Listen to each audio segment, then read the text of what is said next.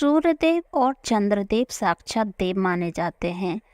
पृथ्वी पर जीवन है तो सूर्यदेव से ही है। वेदों के अनुसार सूर्य को जगत की आत्मा माना गया है। लोग सूर्यदेव की आराधना पूरे विधि विधान के साथ और उन्हें अर्घ देकर करते हैं। साथ ही उनकी स्तुति और मंत्रों का भी जाप करते हैं। लेकिन क्या आप जानते हैं कि सूर्यदेव की उत्पत्ति कैसे हुई? अगर नहीं तो आज की इस वीडियो में इसके पीछे की पौराणिक कथा जानेंगे।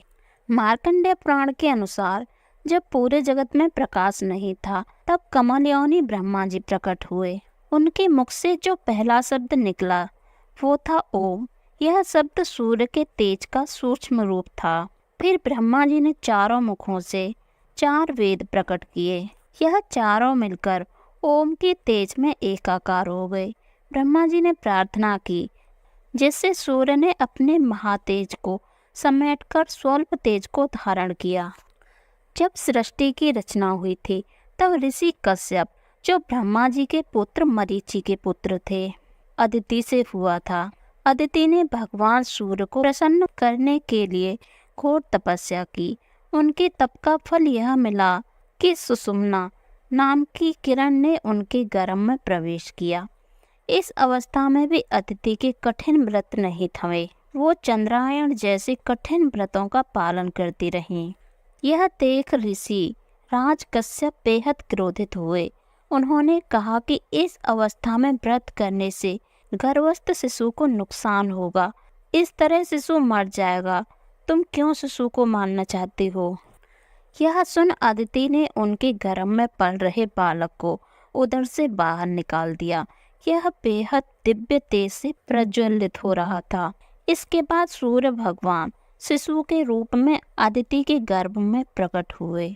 अदिति को मारीचम अंडम कहा जाता था। इससे ही बालक का नाम मार्तंड पड़ा।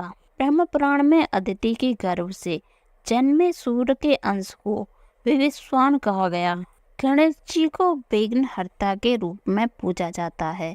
बता दें कि किसी भी मांगलिक कार्य को शुरू करने से पहले सबसे पहले भगवान गणेश की उपासना की जाती है।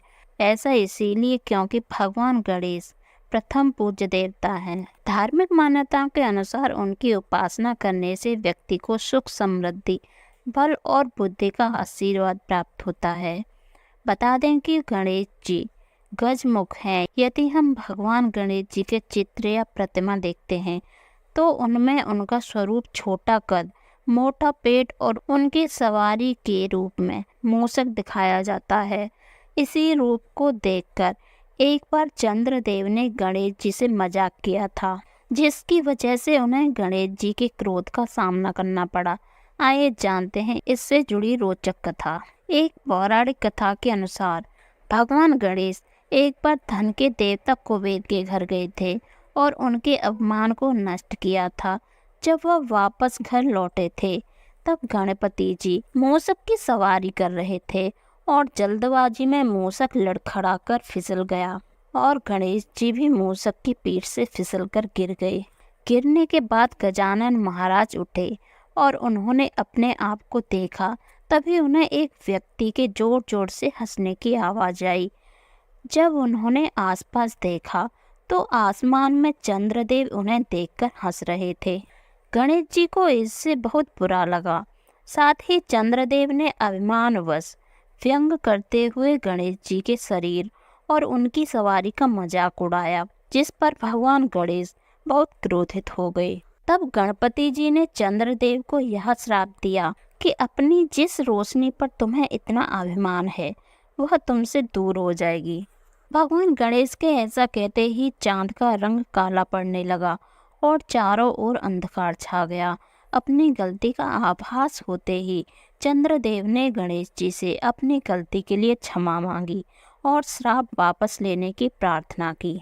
चंद्रदेव की स्थिति देखकर भगवान गणेश ने कहा कि मैं अपना श्राप वापस तो नहीं ले सकता, लेकिन एक वरदान जरूर दूंगा कि पूरे माह में केवल एक दिन ही तुम्हारी रोशनी पूरे तरह से खो जाएगी, लेकिन अन्य सभी दिनों पर तुम्हारा तेज कम या अधिक होता रहेगा और विशेष त्योहारों पर तुम्हारी पूजा भी की जाएगी।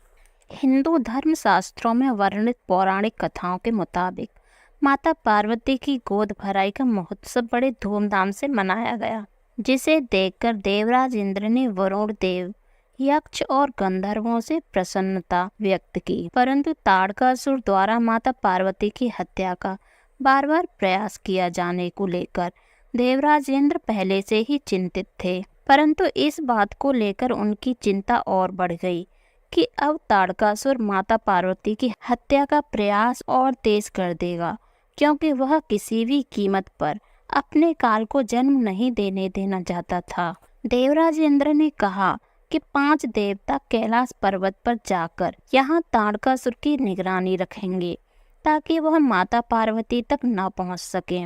इसके लिए 5 देवता 5 कबूतर का रूप धारण कर कैलाश पर्वत पर विचरण करने लगे। इन कबूतरों को देख महादेव और माता पार्वती आश्चर्य में पड़ गए। कबूतर रूपी 5 देवताओं ने यह देखकर अपने वास्तविक रूप को बताते हुए इसका कारण बताया। परंतु इसी वार्तालाप के दौरान ताड़कासुर कैलाश पर पहुंच गया और इस वार्तालाप को सुन लिया। इस प्रकार ताड़कासुर को यह ज्ञात हो गया कि उस पर निगाह रखने के लिए 5 देवता कैलाश पर मौजूद हैं। इसके पश्चात ताड़कासुर ने एक षड्यंत्र रचा।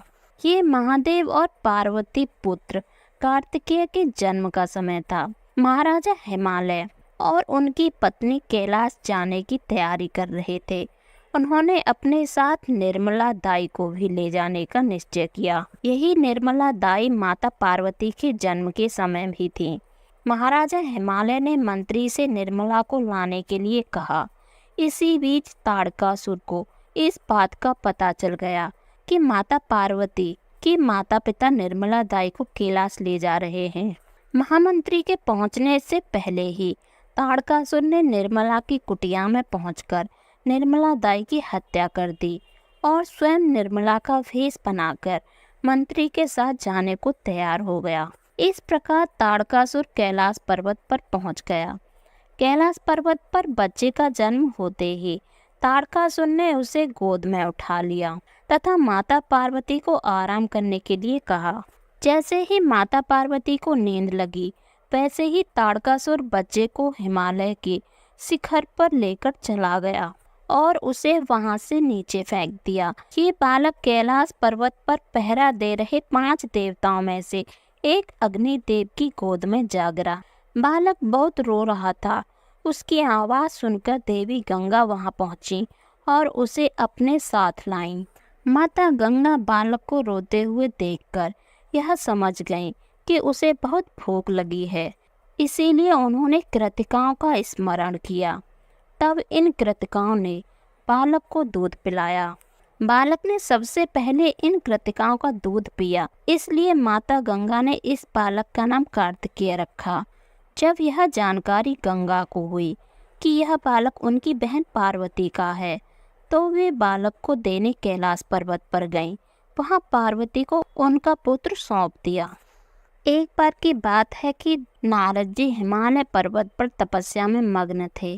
तपस्या करते करते उन्हें अनेक वर्ष बीत गए, किंतु उनका ध्यान नहीं टूटा। नारद जी की तपस्या से इंद्रदेव बहुत अधिक भयभीत हो गए। उन्हें लगा कि नारद जी का तप कहीं उन्हें स्वर्ग से विस्थापित ना कर दे, क्योंकि नारद जी अनेक वर्षों से निरंतर तपस्या में लीन थे। इसीलिए इंद्र ने कामदेव और ऋतुराज वसंत को बुलाकर नारद जी की तपस्या भंग करने का आदेश दिया। इंद्र का आदेश पाकर दोनों हिमालय पर पहुँचे। वहां पहुंचकर कामदेव ने अपनी सभी कलाओं से नारद जी को अपने वश में करना चाहा। अनेकों प्रयास करने पर भी कामदेव अपने उद्देश्य में असफल रहे, क्योंकि यह वह स्थान था जहां पर भगवान भोलेनाथ ने कामदेव को भस्म किया था। इस स्थान पर कामदेव का कोई प्रभाव नहीं हो रहा था।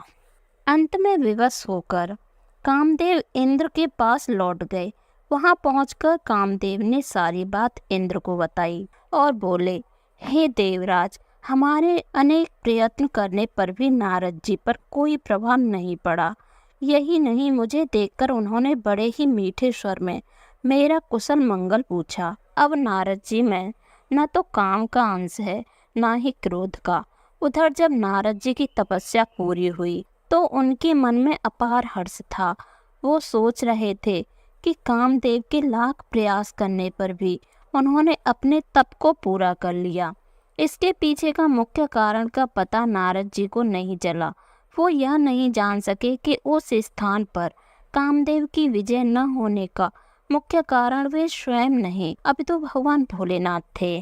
तपस्या पूरी हो जाने के बाद सबसे पहले नारद जी कैलाश पर्वत पर गए।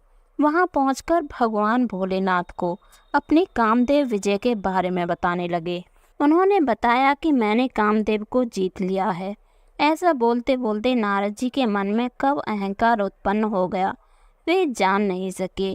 वे यह भी नहीं समझ सके कि कामदेव के पराजित होने का कारण स्वयं भोलेनाथ थे।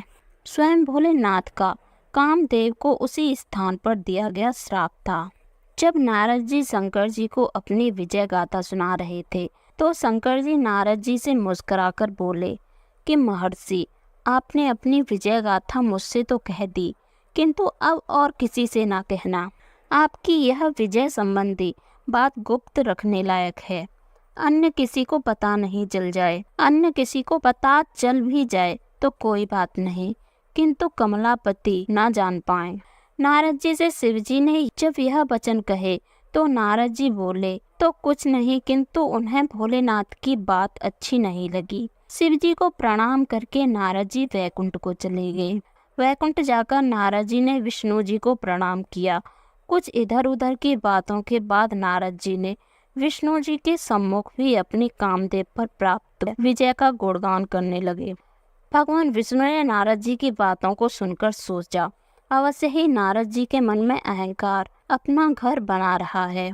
अगर इसका अभी ही कोई उपाय न किया गया तो कालांतर में ये बहुत बड़ी समस्या बन जाएगी। इधर विष्णु लोक से नारद जी सीधे पृथ्वी लोक को आने लगे। वहां पहुंचकर उन्हें वैकुंठ से भी सुंदर एक नगर दिखाई दिया। वे उत्सुकता वश उस नगर की ओर चल दिए। अपने अहंकार के पास में बंधे हुए नारद जी भगवान की माया को न जान सके। वहां पहुंचकर उन्होंने लोगों से पूछा, भाई यहाँ कोई उत्सव है क्या? तो वहां बैठे लोगों ने बताया कि यहाँ के राजा शील निधि की पुत्री के स्वयंवर का आयोजन चल रहा है। कई देशों के राजा यहाँ आए हुए हैं, उसी का उत्सव चल रहा है। यह सुनकर नारद जी ने सोचा, क्यों न मैं भी इस स्वयंवर में भाग लूं। यह सोचकर नारद जी महल की ओर चल दिए। महल में पहुंचकर राजा ने नारद जी को प्रणाम किया और उन्हें अपने सम्मुख ही आसन पर बिठाकर राजा अपनी पुत्री के भाग्य के बारे में पूछने लगे। तो नारद जी राजकुमारी का हाथ देखकर बहुत आश्चर्यचकित होकर बोले, राजन, आपकी पुत्री तो बहुत भाग्यवान है। यह तो साक्षात लक्ष्मी का ही स्वरूप है। उन्हीं की भांति सर्वगुण संपन्न है। जिस पुरुष से इसका विवाह होगा वो देवताओं के समान वैभवशाली वो सामर्थ्यवान होगा। इसका पति अपराजित वीर योद्धा एवं कामदेव पर भी विजय पाने वाला होगा। नारद जी राजकुमारी का भाग्य बताते बताते स्वयं काम के वशीभूत हो गए। अब वो स्वयं उस राजकुमारी से विवाह करने का स्वप्न देखने लगे। इसके लिए उन्होंने विष्णु भगवान के पास जाकर विनती की। वे बोले, हे प्रभु, आप तो सर्वेश्वर हैं, आपसे कुछ भी छिपा नहीं है। मैं आपका सेवक हूँ। आप अगर चाहें तो यह कार्य संभव हो सकता है। हे प्रभु, मेरा शीलवती से विवाह हो जाए, बस इसके सिवा मेरी कोई आकांक्षा नहीं है। आप बस स्वयंवर के लिए अपना रूप मुझे दे दें। आपकी कृपा के बिना ये कार्य पूरा नहीं हो सकता है।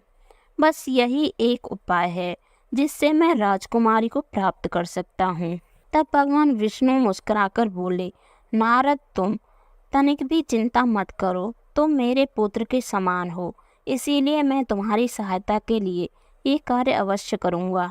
विष्णु जी के इतना कहते ही नारद जी फिर से राजा शील निधि के राज्य में जा पहुँचे।